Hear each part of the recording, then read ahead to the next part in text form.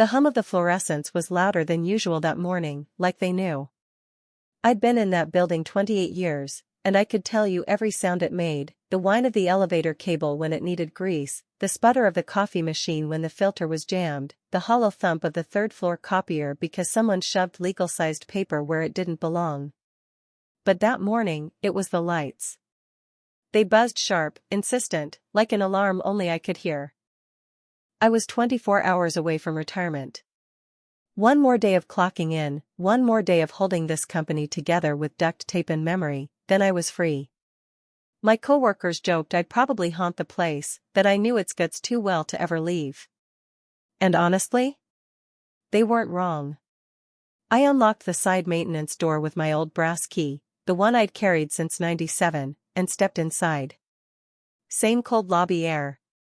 Same chipped tile near the revolving door. Same smell of lemon cleaner layered over burnt coffee. What wasn't the same was the email waiting for me when I logged in. Subject, transition meeting, urgent. Time, 2 p.m. Attendees, HR, legal, CEO. No context. That kind of invite never meant balloons. By the time 2 o'clock rolled around, I'd already fixed a jammed badge reader, restocked the break room with plastic forks, and unclogged the third-floor sink. Typical morning for me. Nobody ever noticed unless something broke, and even then, they didn't say thanks. They just sighed with relief and moved on. Conference room 4C smelled of dry erase marker and cheap perfume when I walked in. Haley from HR sat at the end of the table, flanked by a lawyer I'd never met. The CEO was there too, smiling like he'd just discovered gravity. And beside him, his niece. Fresh out of grad school. Blindingly white blazer. Not a callus on her hands. Marjorie, Haley began, voice all syrup and sympathy, thank you for coming. We wanted to discuss your transition plan. I sat down slowly, folding my hands in my lap. Transition, I repeated. The lawyer slid a folder across the table. Effective immediately, your duties will be transferred to Allison. She'll be shadowing today and assuming full responsibilities tomorrow. I looked at the niece. She smiled, nervous but excited, like she'd just been handed keys to a car she didn't know how to drive. Tomorrow, I said flatly. Tomorrow I retire. The CEO clapped his hands together. Perfect timing, isn't it? A smooth handoff. Fresh leadership for a new era. I almost laughed. Instead, I reached into my pocket, pulled out my badge, and set it on the table. My keys followed, 13 of them, each labeled in my handwriting. All yours, I said quietly. They blinked at me. Maybe they expected tears. Or a scene. Maybe they thought I'd cling to the job like it was all I had. But I just stood, smoothed the sleeve of my cardigan, and walked out. Because I'd learned something in 28 years, power doesn't shout. It waits. And I still had mine. I didn't go home the usual way. For 28 years, I'd driven the same route, down 3rd, cut past the gas station, merge onto the highway. Muscle memory could have steered the wheel for me.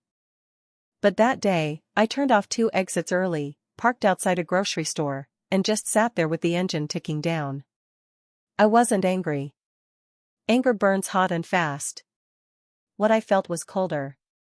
A kind of deep stillness, like the space right before a thunderstorm.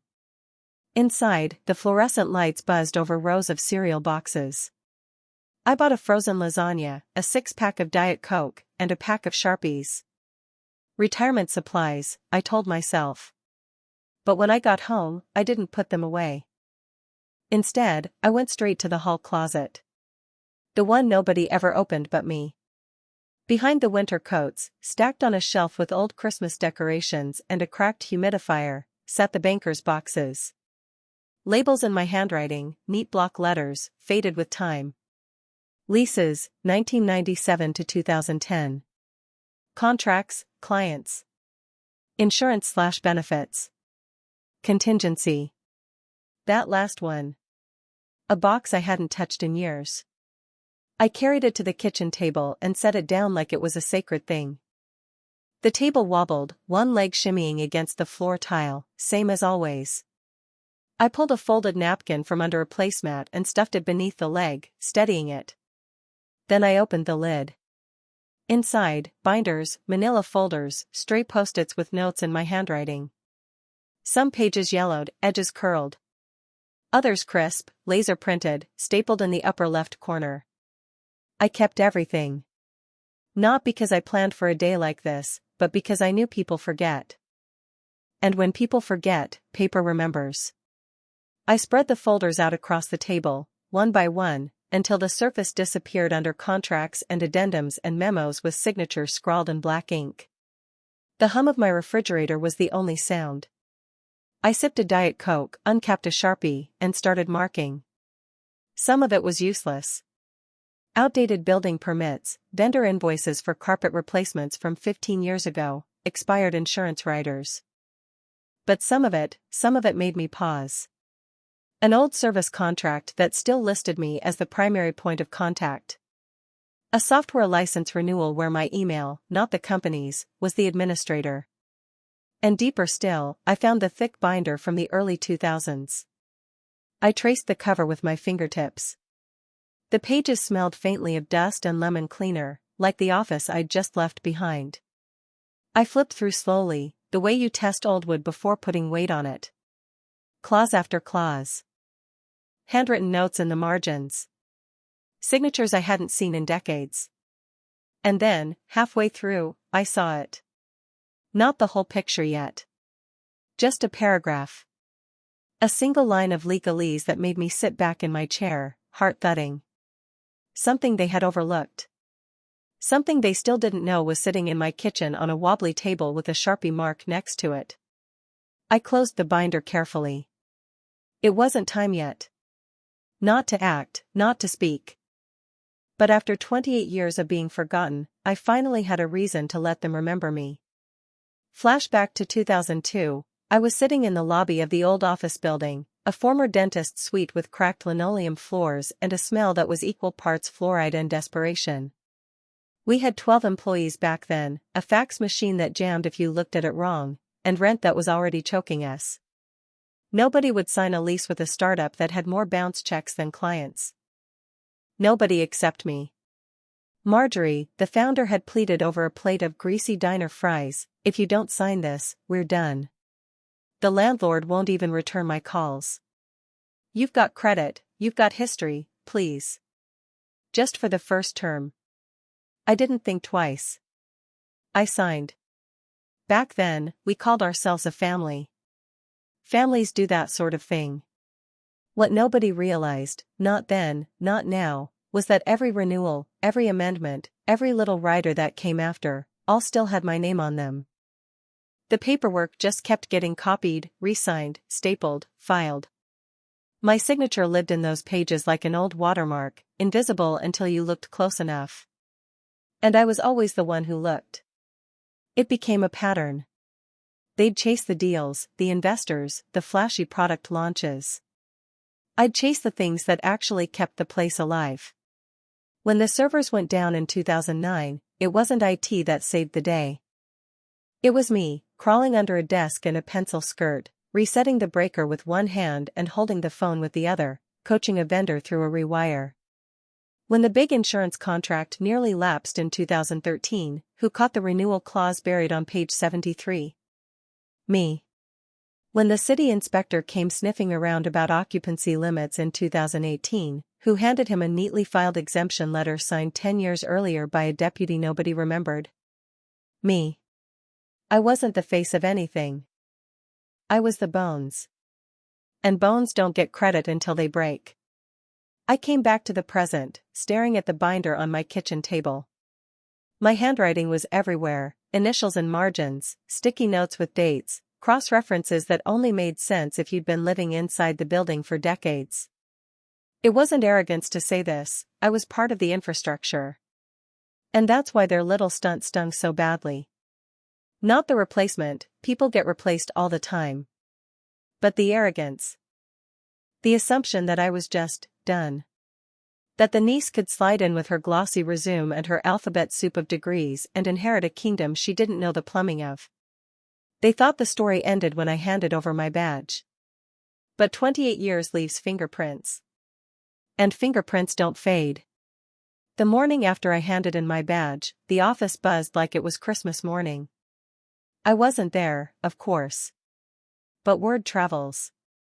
It always does.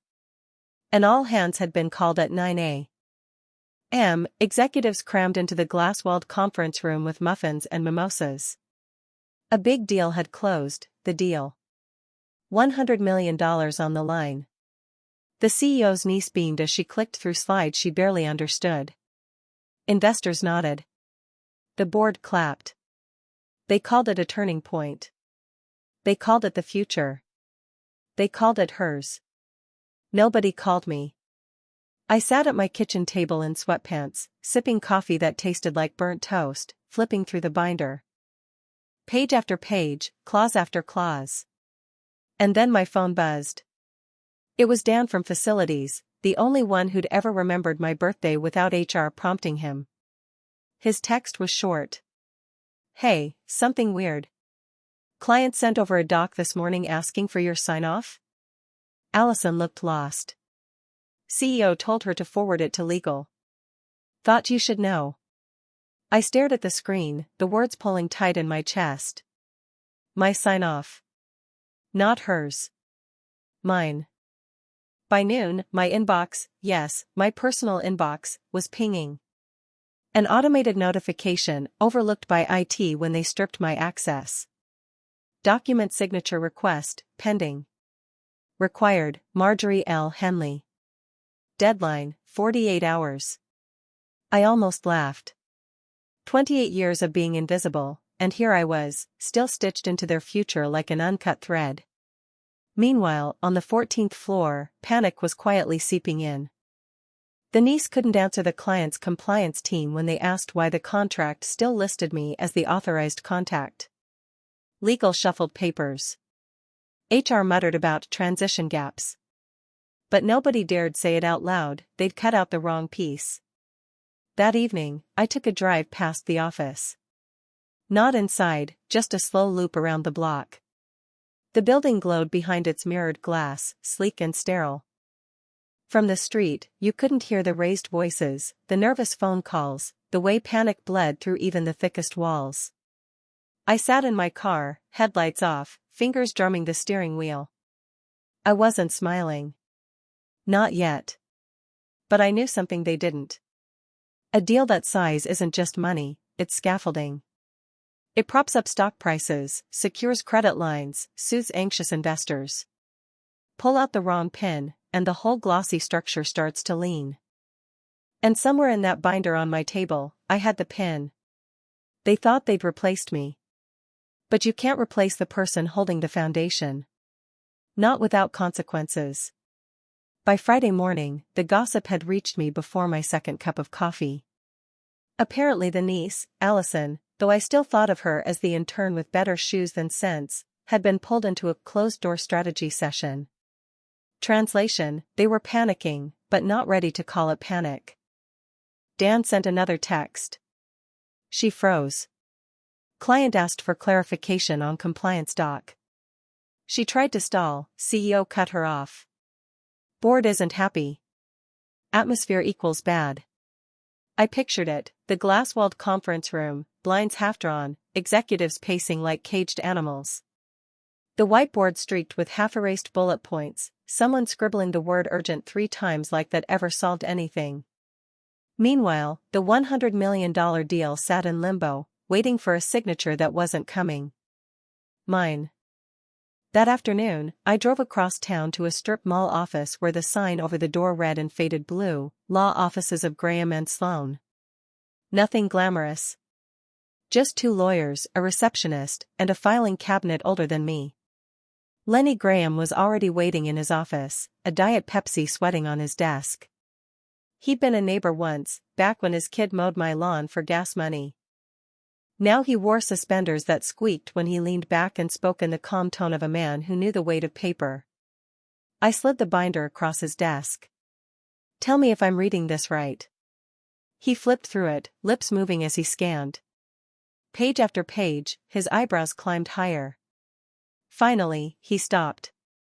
Marjorie, he said slowly, tapping a paragraph with his pen. Do they know this clause exists? I shook my head. They will, he muttered. On my drive home, the sun sank behind the skyline, casting the glass towers in shades of bruised orange and purple. From a distance, they looked invincible. Untouchable. But I knew better. I'd walked those hallways for nearly 3 decades. I knew every fuse box, every quirk in the HVAC, every hidden clause in contracts they signed without reading. The building was a machine. I'd been the grease. And they'd decided they didn't need me anymore. Let them think that. Let them choke on their own confidence while I held the one page that could decide whether their $100 million future lived or died. At home, I spread the binder back out across my kitchen table. The Sharpie marks I'd made the night before glared back at me. It wasn't time to strike. Not yet. Timing was everything. And the longer they squirmed, the sharper the blade would feel when it finally dropped. Inside the office, the walls were starting to sweat. I wasn't there, but I didn't need to be. 28 years in that place taught me how panic sounded through drywall.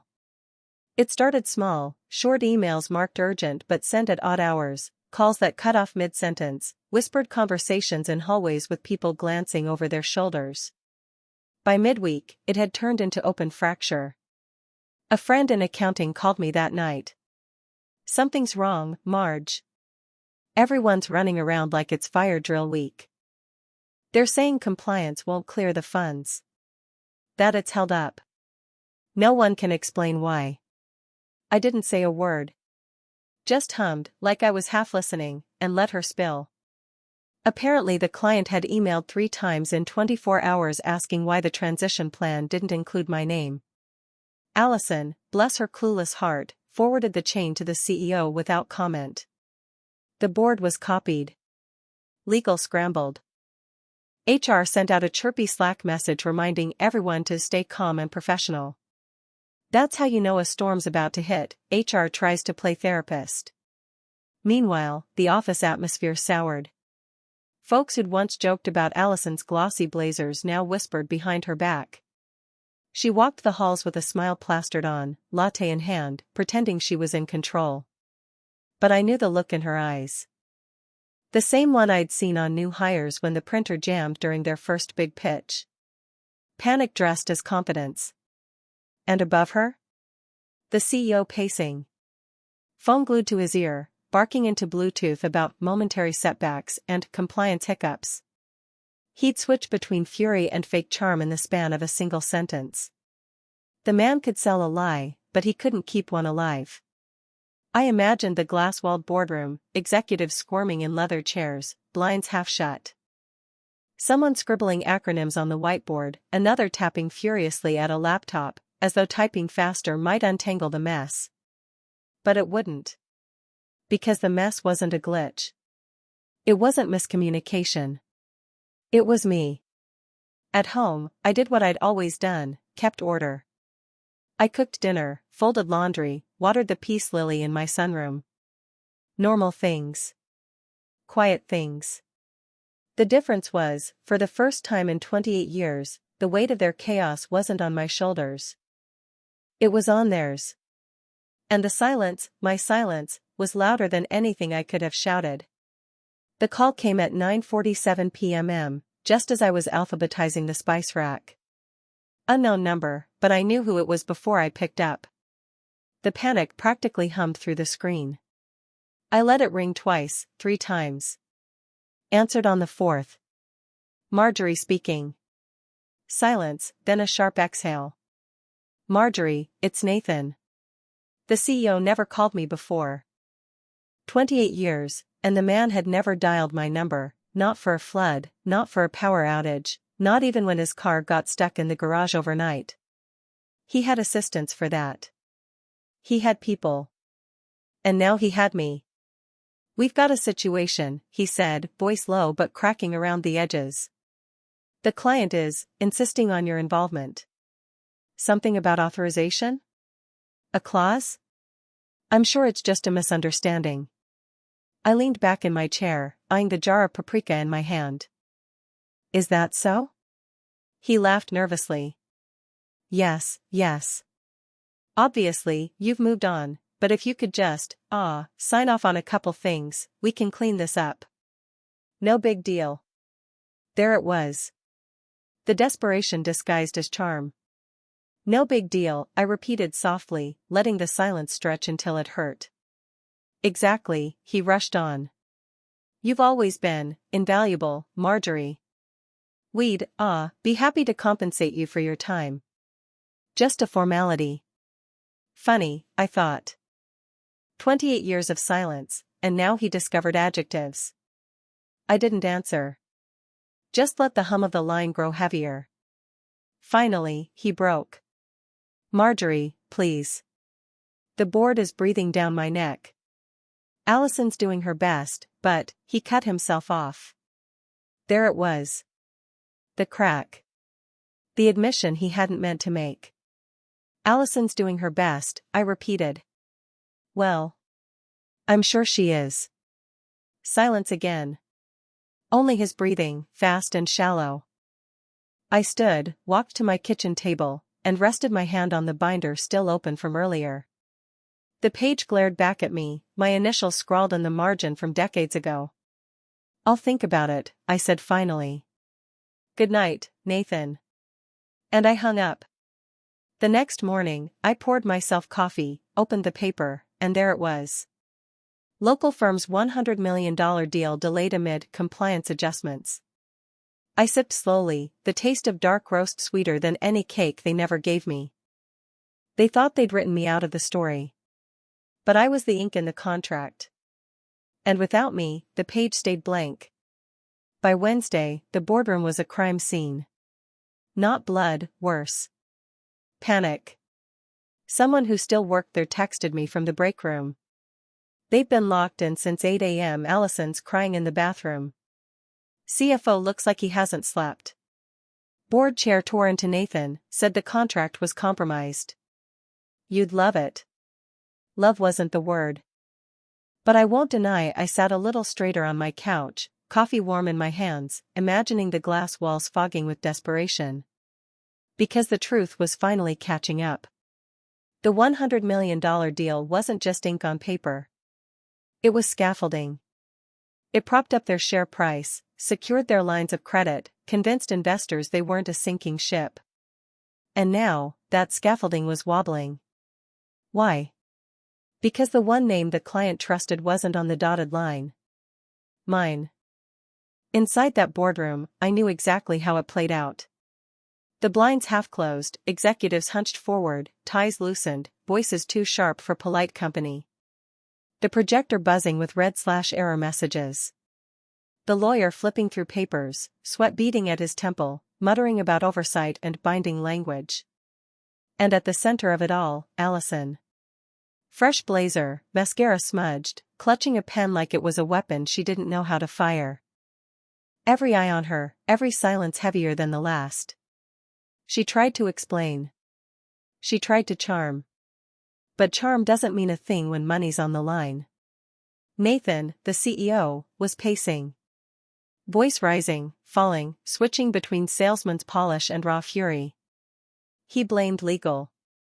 He blamed compliance. He blamed clerical missteps. What he didn't blame was himself. Or his bright idea of handing the wheel to someone who couldn't drive stick. At home, I folded laundry and let the news trickle in piece by piece. The whispers, the frantic calls, the leaks. Investors wanted answers. Clients wanted reassurance. And the staff had started whispering my name. The ghost in the machine. I didn't have to say a word. My silence filled their hallways louder than any speech I could have given. And I knew the breaking point was coming. Deals like this don't crumble all at once. They rot from the inside until the shell caves in. And from the sound of things, that shell was paper thin. The message landed at 2:14 p.m. on a Thursday. Not a call. Not a meeting invite. Just an email. Short. Precise. Brutal. Subject, termination of agreement. From, Client Legal Department. Body, due to violation of Clause 14C regarding oversight and authorization, we are formally withdrawing from the proposed contract. Funds will not be released. This decision is final. Copied, CEO, CFO, Board Chair, Head of Legal, HR. And me. That last part must have slipped past them. My name was still on the distribution list, a leftover from decades of contracts where I was the only point of contact who mattered. So I read the email the same moment they did, sitting in my kitchen with a cup of lukewarm tea, while on the 14th floor they sat in stunned silence.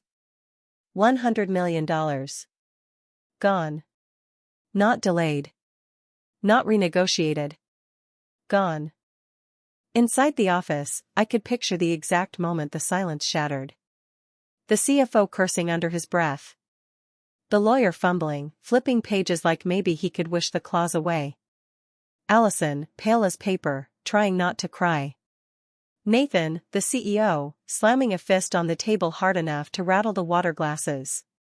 They'd spent weeks bragging about this deal. Promised the board it was locked. Spun investors a story about guaranteed growth. And now? They had nothing. The shell was cracked. The scaffolding collapsed. And the rot was visible for everyone to see. That evening, my phone lit up like a Christmas tree. Missed calls. Emails. Messages from numbers I didn't recognize. I let them pile up. Instead, I sat by the window with the peace lily in my lap and read the termination email again, slower this time. Every word was sweeter the second time through. Because it wasn't just a deal collapsing. It was a mirror held up to 28 years of being underestimated. They had replaced me with someone younger, cheaper, easier to control. And in doing so, they pulled the one pin holding their entire illusion together. I didn't scream. I didn't gloat. I just let the silence do the work. By Monday morning, the collapse wasn't just an internal scandal anymore. It was news. The business blogs picked it up first. $100 million deal implodes at Atwell Corporation. Then the financial press piled on. By noon, I saw the headline scroll across the ticker on a cafe TV downtown. Compliance failure sinks major contract. Compliance failure.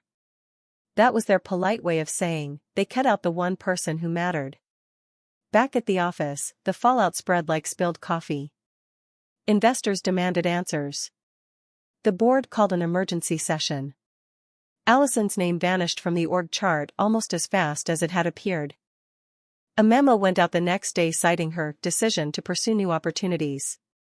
Translation: she was a scapegoat, and they shoved her out the side door. Nathan, the CEO?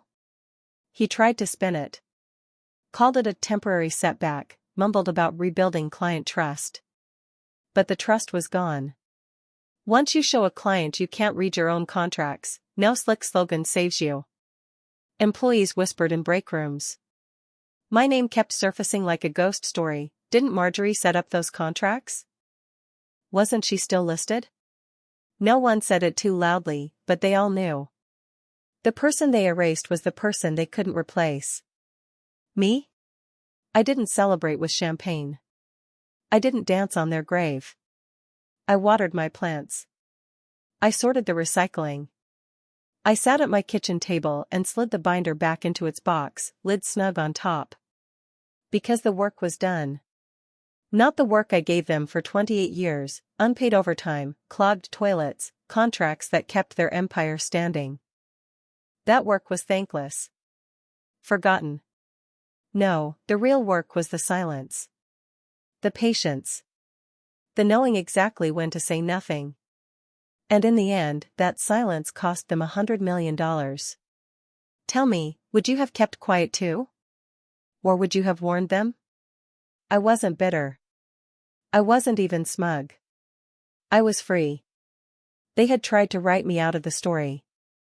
But in the end, I was the sentence that ended it. Mic drop. And remember, every story lives as long as it is remembered. A like is your mark on this story, and a subscription is your ticket to the next one.